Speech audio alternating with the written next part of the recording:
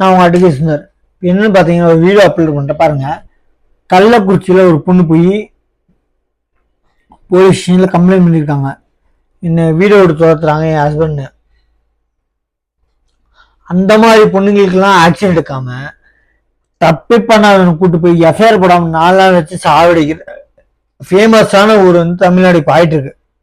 இப்போ அஜித்துக்கும் அதுக்கு அப்புறம் இன்னொரு கொலை நடந்திருக்கு. யார போலீஸ் ஸ்டேஷன் அவங்க என்கொயரின்ற பேர்ல அடிச்சிருக்காங்க. இது பல ஆண்டு காலமாக நடந்துருக்கு. என்னன்னு பாத்தீங்கன்னா ஜெயராஜ், பினிக்ஸ் ஜெயராஜ், சாத்தாங்குளம் நிறைய பேருக்கு தெரியும். இப்ப அஜித்குமார், அதுக்கப்புறம் 2 நடந்திருக்கு. என்னன்னு பாத்தீங்கன்னா ஏங்க உங்க வீரரை காமிக்கிறதுக்கு எத்தனை பேர் இருக்காங்க உங்க ரவுடி. இப்போ ஒரு வீடியோ பார்த்தேன், பிரஸ் மீட்ல கொலை கேஸ்ல அரெஸ்ட் பண்ண, கோர்ட்டுக்கு அரெஸ்ட் பண்றது போலீஸ் வாகனத்துல அரெஸ்ட் பண்ணி கூட்டு போயிருக்கீங்க. அது சில ஒரு 5-6 ரவுடிங்கள அவனுக்கு எழுத்து பேசுற நேரத்துல நீங்க போலீஸ் உங்க வீரத்தை அவங்களுக்கு காமிங்க. அவங்க யாரும் மனித மீது வர மாட்டாங்க. எங்க வக்கீல் வராங்க, நியாயமா இருக்க வக்கீலுக்கு உங்க நம்பர் எழுதி தெரியாது. அவங்க ஸ்டேஷன்ல அந்த ஸ்டேஷன்ல எழுதிச்சு உங்களுக்கு பிரச்சனை ஒரு நியாயமா நடந்து உங்களுக்கு பிரச்சனை சப்போர்ட் பண்றதுக்கு நிறைய வக்கீல்கள் இருக்காங்க. அந்த மாதிரி நம்பர் எடுக்கவே மாட்டீங்க. உங்களுக்கு காசு எங்க, எப்படி கலெக்ஷன் ஆகும், இவனை எப்படி பிடிக்கலாம், பிடிச்சா எப்படி கலெக்ஷன் ஆகும், இது ஏங்க பண்றீங்க? நான் என்ன சொல்றேன், அந்த மாதிரி நியாயமா வர வக்கீல் நம்பர் எழுதி வச்சு உங்களுக்கு ஒரு பிரச்சனை நியாயமா பண்ணி உங்களுக்கு பிரச்சனை வரும்போது கண்டிப்பா அந்த வக்கீல் நிற்பான். நல்லா புரிஞ்சுக்கோங்க. அந்த கண்டிப்பா நான் எத்தனையோ இடத்துல போய் நின்று இருக்கேங்க. போலீஸ்காரன் மேல் தப்புனா நானே முன்னாடி போய் நிற்பேன். போலீஸ்காரன் மேல் தப்பில்ல அவங்க மாடிக்கிட்டாலும் நிறைய பேர் போய் நின்றுருக்கேன் முன்னாடி. அதனால அந்த மாதிரி வக்கீலுங்களை கொஞ்சம் மரியாதை கொடுங்க. எல்லா வக்கீலும் காசுக்காக வர்றதில்ல. நியாயமா வக்கீல் சில பேர் இருக்காங்க, அவங்களுக்கு தேடி கண்டுபிடிச்சு போலீஸ் அவங்களே வருவாங்க. வர்றப்போ உங்க அதிகாரத்தை காட்டாதீங்க, மனுஷனாமதிங்க. அப்போ நீங்க மனுஷனாம வச்சு மரியாதை கொடுத்தீங்கன்னா டபுள் மரியாதை வரும். மரியாதை கொடுத்து மரியாதை வாங்குறது தான் அதான் பேரு. அதனால இப்போ ஒரு வீடியோ அப்லோட் பண்றேன். அந்த பொண்ணு சொல்லு, என்னதான் போலீஸ் கம்ப்ளைண்ட் கொடுத்தாலும் ஆக்ஷன் எடுக்க மாட்டேங்கிறாங்க. ஏன் சார் ஆப்போசிட்ல காசு வாங்கிட்டு ஏன் சார் இப்படி கை விடுறீங்க? அந்த பொண்ணு பாவம், என்னால முடியாத பட்சத்துக்கு அங்க போற இங்க போற கலெக்டர் ஆபீஸ்ல, DSP office, SP office, collector office எல்லா இடத்துலயும் கம்ப்ளைண்ட் கொடுத்துறேன். ஒரு இடத்துலயும் சம்பந்தம் இல்லை. கோயில படுத்து தூங்குறேன், பள்ளிவாசல படுத்து தூங்குறேன். சார் அவங்க கேட்கற நியாயமான கேள்வி. அவனை ஆப்போசிட்ல கூப்பிட்டு 498 விசாரணை பண்ணி அவனை டொமஸ்டிக் வயலன்ஸ் கேஸ்க்கு விசாரணை பண்ணி ஒரு வக்கீலை பார்த்து நீங்க எடுக்கணும்னா எஃப்ஐஆர் எடுக்கலாம். புரியுங்களா? டொமஸ்டிக் வயலன்ஸ் இல்ல வக்கீலை பார்த்து நீங்க போடுங்கப்பா, போட்டதுக்கு அப்புறம் நானே காசு தரேன், உங்க சம்பளத்துல ஒரு 1000-2000 கொடுக்க முடியாதா? அந்த மாதிரி எங்க போயிட்டீங்க? சரி கொடுக்குறேன்ப்பா. அவங்களுக்கு வக்கீல கேட்கலாம்ல, நீ பாருங்க உங்களுக்கு டபுள் காசு தரேன், 1000 2000 தரேன், அது ஆக்ஷன் எடுங்கன்னு சொல்லி ஒரு வாரத்தை இருக்கலாம். உங்க வீரத்தை மட்டும் காமிக்கிறீங்க. உங்க வீரத்தை காமிக்கிறதுக்கு நிறைய பேர் இருக்காங்க. நான் போட்டோ வீடியோ அப்லோட் பண்றேன். உங்க வீரத்தை காமிக்கிறதுக்கு இந்த மாதிரி ரவுடி இருக்காங்க, அவங்க அடிச்சு காலை உடைங்க. யாருமே சொல்ல மாட்டாங்க. நீ என்ன பண்ணாலும் விசாரணை மட்டும்தான். புரிஞ்சுக்கோ, அடிச்சு காலை உடைங்கன்னு சொல்ல, உடைச்சாலுமே மனித உரிமையில் வரமாட்டாங்க. ஏன்னா உங்களுக்கு தான் சட்டம் இருக்குல்ல. பாத்ரூம்ல ஹைகோர்ட் ஜட்ஜு சொன்னாங்க, சார் எல்லாருமே வலிக்கு விழுவாங்களா அப்படின்னு. அந்த மாதிரி வலிக்கு விழுங்க, உங்களுக்கு ஆப்ஷன் கிடைக்காம இல்லை, பண்றது பண்ணலாம். போலீஸ்காரன் நினைச்சா என்ன பண்ணுவேன்னு அந்த காலத்து சும்மா சொன்னாங்க. கால் எப்படி சார் கரெக்டா அவங்களுக்கே விழுங்க. இப்போ போலீஸ்காரன் அரெஸ்ட் பண்ணீங்க சரிங்களா, ஜட்ஜி கேட்டாரு, இவரும் வலிக்கு விழுக மாட்டாரா, இவருக்கு கால் உடையாதா? என்ன சார் அக்யூஸ்க்கு மட்டுமே கால் வரையும் வலிக்கு விழுவாங்க, அது பாத்ரூம்ல தான் கரெக்டா வலிக்கு விழுவாங்களா? உங்க வீரத்தை காமிக்கிற அந்த மாதிரி ரவுடிங்களுக்கு வீரத்தை காமிங்க சார். யாரு எது முன்னாடி சொல்ல மாட்டாங்க. இவங்க என்ன பண்ண யாரு வந்து கேட்பாங்க சொல்லுங்க? மனித உரிமை மீறல வருமா? எங்களை மாதிரி வக்கீல் நிறைய பேர் இருக்காங்க. நியாயமா நம்பர் எழுதி வச்சுக்கோங்க.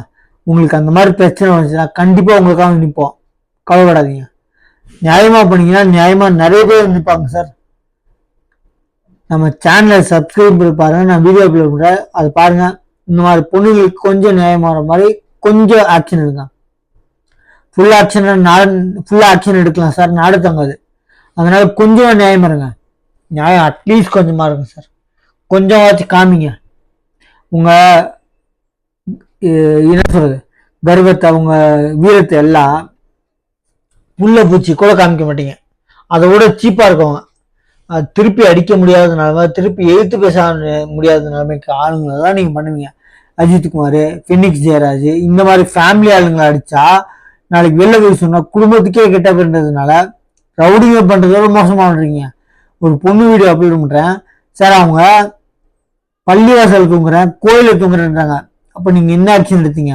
சரி, உங்களால் ஆக்ஷன் எடுக்க முடியல, கோர்ட்டுக்கு போய் ஒரு நல்ல வக்கீல நீங்கள் அதுதான் நியாயமாக இருந்தீங்கன்னா நம்பர் வச்சுருப்பீங்க ஸ்டேஷனில். நியாயமாக ஒரு வக்கீல் அட்லீஸ்ட் ஒருத்தராக சொல்லுவாங்க அவங்க ஸ்டேஷனுக்கு எழுதி வச்சு, எப்பா இந்த மாதிரி வந்திருக்காங்க அவங்களுக்கு ஹெல்ப் பண்ணு அப்படின்னு சொல்லி ஒரு வாரம் சொன்னீங்களா? சொல்லிக்க மாட்டீங்க. எங்கள் ஜுடிஷியல் இல்லை, போலீஸ் ஸ்டேஷனே மாத்துறீங்க எங்கள் வட்டத்துக்கு வரலாது. அதுக்காக தான் உங்களுக்கு காப்பாற்றாங்க. எந்த ஸ்டேஷன் தான் எஃப்ஐஆர் எடுக்கணும், எஃப்ஐஆர் எடுத்துட்டு அது எந்த வட்டத்துக்கு வருதோ அந்த எஃப்ஐஆருக்கு மாற்றுங்க. 0 எஃப்ஐஆர் ஏங்க ஜட்ஜுன்னு சொல்லுவாங்க. நீங்கள் போலீஸ் ஸ்டேஷன் தர்ற மாதிரி சாட்டி கழிக்காதீங்க. எங்கள் ஜூடிஷியல் வராது, எங்கள் போலீஸ் ஸ்டேஷன் லிமிட் வராதுன்னு நல்லா புரிஞ்சுக்கோங்க. இந்த மாதிரி தப்பிக்கிறதுக்கு காரணமே இல்லைங்க. அதெல்லாம் அந்த காலம், எங்கள் வட்டம் இல்லை, எங்கள் லிமிட்டில் வராது அப்படின்லாம். எந்த போலீஸ் ஸ்டேஷனில் குற்றம் நடந்துச்சோ அந்த ஸ்டேஷனில் கொடுக்கணும், இல்லைன்னு சொல்ல. விசாரணை அந்த ஸ்டேஷனில் பண்ணது தவிர எஃப்ஐஆர் நீங்கள் எடுக்க முடியாதுன்னு சொல்லவே முடியாது. விசாரணை தான் அந்த லிமிட்டு. எஃப்ஐஆர் அந்த ஸ்டேஷனில் எந்த ஸ்டேஷனாலும் எடுக்கலாம். சரிங்களா? நம்ம சேனலை சப்ஸ்கிரைப் பண்ணால் நிறைய பேர் பார்த்துருக்கீங்க. தயவு செஞ்சு நம்ம சேனலை சப்ஸ்கிரைப் பண்ணி பாருங்கள். தேங்க்யூ. ஆட்டோ ஸ்டாண்டில் குழந்தை வச்சுட்டு படுக்கிறது, அல்லா கோயில் மசூதியில் போய் படுக்கிறது, இங்கே ஜிஹெச்சில் வந்து படுக்கிறது, இது மாதிரி தான் நாங்கள் படுத்துருக்கோம். இந்த குழந்தைக்கு வேறு உடம்பு சரியில்லை, சாப்பாட்டுக்கோ எதுக்குமே வழி இல்லாத நாங்கள் ரொம்ப கஷ்டப்படுறோம். என்னால் எங்கள் அம்மாவும் கஷ்டப்படுறாங்க. திரும்பி போய் ஸ்டேஷனில் சார் எதனாவது ஒரு ஆக்ஷன் எடுங்கன்னு சொல்லி கேட்டாங்க. அப்பயும் அவங்க எடுக்க மாட்டேங்கிறாங்க.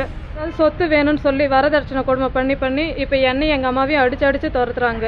இங்கேருந்து நாங்கள் சென்னைக்கு போய் ப்ரோக்ராம் கொடுத்தோம். அங்கே நான் சரி குடும்பம் நடத்துகிறேன், என் பொண்டாட்டி பிள்ளை வேணும்னு சொல்லிட்டு வெளியே வந்து அவங்க அக்கா கூட உக்காந்துக்கிட்டு நான் உன் கூட வாழவே மாட்டேன், சொத்து எழுதி உன் வீட்டு இடத்த எழுதி கொடுத்தா மட்டும்தான் நான் உன் கூட இருப்பேன்னு சொல்லி என்னையும் எங்கள் அம்மாவையும் அங்கேயே அடித்தாங்க. உடனே நாங்கள் நேராக வந்து சங்கராவதி ஸ்டேஷனில் கேஸ் கொடுத்தோம். இது மாதிரி எங்களை வீட்டுக்குள்ளே நொழி விட மாட்டேங்கிறாங்க, அடித்து துரத்துறாங்கன்னே சரி நீ வீட்டுக்கு போமான்னு சொல்லி ஸ்டேஷன்லேருந்து போய் விட்டாங்க. எங்களை விட்ட உடனே நைட்டு 12:30 வந்து எங்கள் கணவர் ஞாயிற்றுக்கிழமை 12:30 வந்து கதவு இந்தாண்டி அந்தாண்டி காமன் சரி குடிச்சு எட்டி உதைக்கிறாரு. எங்களை வெட்ட வராரு.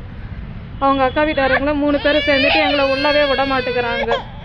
அப்புறம் திரும்பி ஸ்டேஷனில் வந்து சார் எதனாவது ஆக்ஷன் பண்ணி எடுங்க சார் சொல்லி எவ்வளோ போராடி பார்த்தா அவங்க எதுவுமே எடுக்கல. இப்பயும் 4 நாளாக ஆட்டோ ஸ்டாண்டில் குழந்தை வச்சுட்டு படுக்கிறது, அல்லா கோயில் மசூதியில் போய் படுக்கிறது, இங்கே ஜிஹெச்சில் வந்து படுக்கிறது, இது மாதிரி தான் நாங்கள் படுத்துருக்கோம். இந்த குழந்தைக்கு வேறு உடம்பு சரியில்லை, சாப்பாட்டுக்கோ எதுக்குமே வழி இல்லாத நாங்கள் ரொம்ப கஷ்டப்படுறோம்.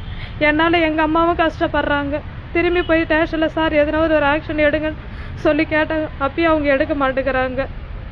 அவங்கள அனுப்பி விட்டுறாங்க. திரும்பி நாங்கள் வீட்டுக்கு போனால் வீட்டுக்குள்ளே வரக்கூடாதுன்னு சொல்லி எங்கள் நாத்தனை முடிய பிடிச்சி தர இதில் வந்து வெளியே விடுறாங்க.